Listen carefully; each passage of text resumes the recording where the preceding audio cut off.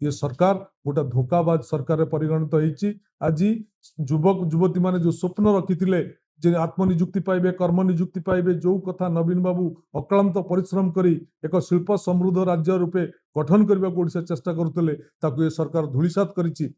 गोटाए पटे ओडिशावासी की स्वप्न विभोर करुथिबा सरकार 2036 मसीहा सुधा विकसित ओडिशा गठन करवा किंतु कार्यक्रम भूल बाटर जाउछि। गोटे पर गोटे शिल्प चली जाइछि। सरकारी तहबिल कोटी कोटी टंका बॉम्बे कलिकता बांगालोर रे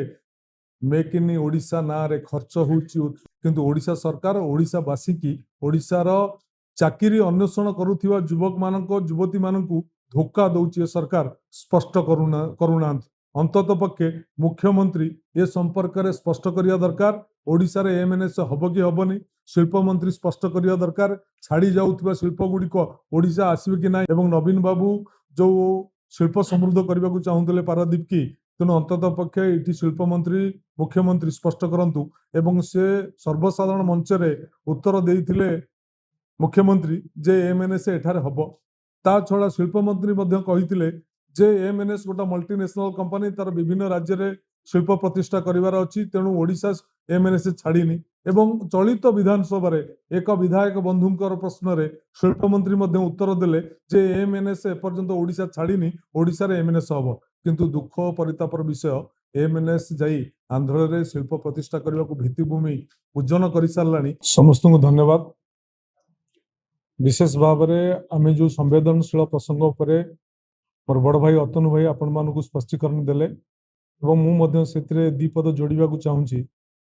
जे 24 वर्ष धरी नवीन बाबू जो अक्लांत परिश्रम करते ओडिशा को शिल्प समृद्ध करने जहाँ विजु बाबूर स्वप्न था से स्वप्न को ये बीजेपी सरकार आसिला परे ताकू धूलिसात करी। डबल इंजिन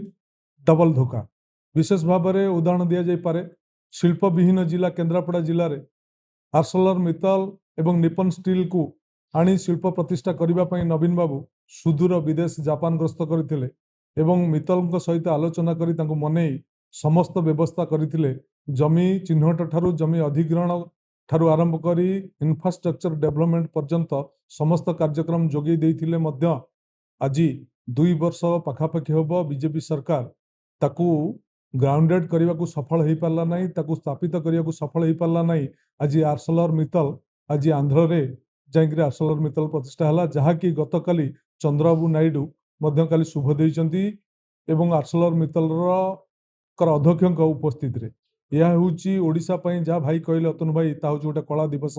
खाली आर्सलर मित्तल जाइनी आज जेएसडब्ल्यू इवी कारखाना जहाँकि कटक ठारे हबार थिला ता मध्य महाराष्ट्र पळेला ता सहित आपणकर वेलस्पुन टेक्सटाइल चौद्वार छाड़ी गला एवं वारी सोलार जोटा ढेंकानाल अनुगुल जिलार थिला हबार थिला ता मध्य गला ता सहित S Ram and N Ram आज ओडिशा छाड़ी जाइछि एवं जेतेबेले ये प्रसंग रे विधानसभा रे प्रश्न पचारुछि विशेष भाव में व्यक्तिगत हिसाब से मुझे जे मुख्यमंत्री पारादीप बालीजात्रा समारोह रे मु मध्य उपस्थापित करी सभा प्रसंग जे अंतत पक्षे आम जिले में होउछन्ति शिल्प मंत्री मुख्यमंत्री उपस्थित अछन्ति एवं नवीन बाबू जो शिल्प समृद्ध करने को चाहूले पारादीप की तेणु अंतत पक्षे ये शिल्प मंत्री मुख्यमंत्री स्पष्ट करंतु एवं से सर्वसाधारण मंच रे उत्तर देइथिले मुख्यमंत्री जे एमएनएस एठारे हब। ता छड़ा शिल्प मंत्री मध्य कहिथिले जे एमएनएस गोटा मल्टीनेशनल कंपनी तार विभिन्न राज्य में शिल्प प्रतिष्ठा करिवार अछि तेणु ओडिशा एमएनएस छाड़ीनी एवं चलित विधानसभा एक विधायक बंधुंकर प्रश्न रे शिल्प मंत्री मध्य उत्तर देले जे एमएनएस एपर्यंत ओडिशा छाड़ीनी ओडिशा रे एमएनएस हब किंतु दुख परितापर विषय एमएनएस जाई आंध्र रे शिल्प प्रतिष्ठा करने को भित्तिभूमि पूजन कर सारानी किंतु ओडिशा सरकार ओडिशावासी की ओडिशार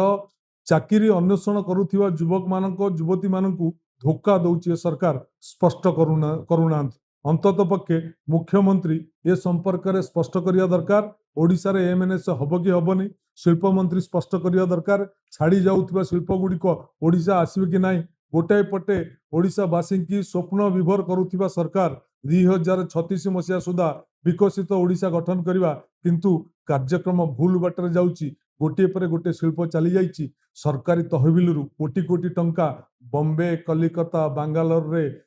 मेक इन ओडिशा ना रे खर्च होउची, उत्कर्ष ओडिशा ना रे खर्च होउची, विभिन्न शिल्पपति मानक आह्वान कराउची, किंतु फल शून्य। ये सरकार गोटे धोखाबाज सरकार परिगणित होईची। आज युवक युवती माने जो स्वप्न रखिथिले जे आत्मनिजुक्ति पाइबे, कर्म निजुक्ति पाइबे, जो कथा नवीन बाबू अक्लांत परिश्रम करी एक शिल्प समृद्ध राज्य रूपे गठन करने को ओडिशा चेष्टा करुଥିଲେ